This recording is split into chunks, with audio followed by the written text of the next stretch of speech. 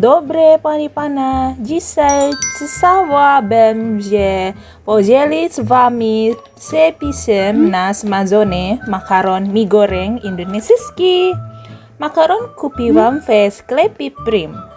Ale jeżeli nie masz makaronu ramen, użyj zwykłego makaronu, ugotuj makaron.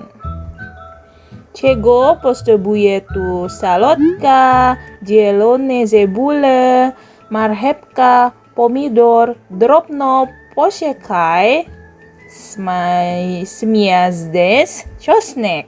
Spoko? Przepukaj makaron zimną wodą, żeby się nie kleiły. I rosół kurczaka na przyprawę dodaj trochę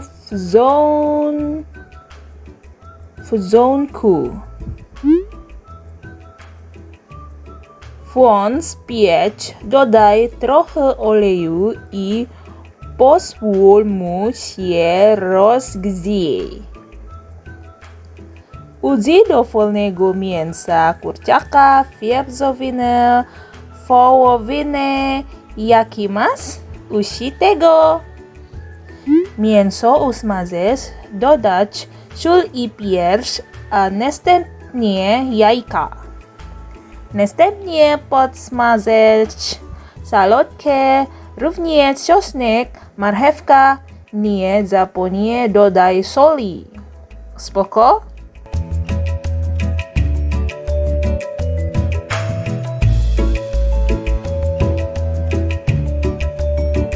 Na koniec wsypać makaron, bo mam dużo jestem makaron, więc trzeba trochę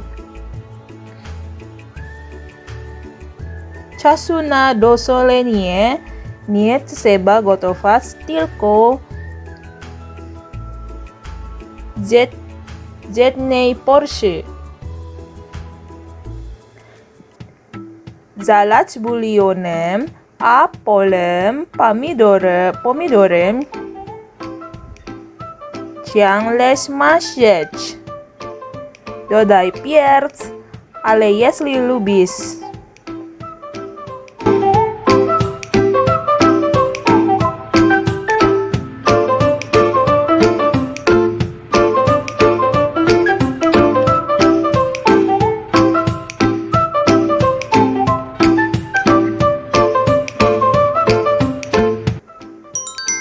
Ten słodki sos sojowy kupuję na Allegro. Jest to produkt indonezyjski. ABC słodki sos sojowy indonezyjski. Jeśli nie chcesz tego używać, po prostu dodaj normalny sos sojowy i dodaj cukier. Tak, i normalny sos sojowy i cukier.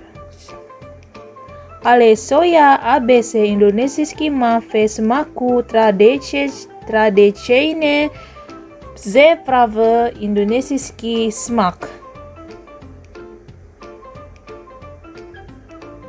Smażysz i smażysz. Skończone, spróbujmy ten klasyczny indonezyjski mie goreng.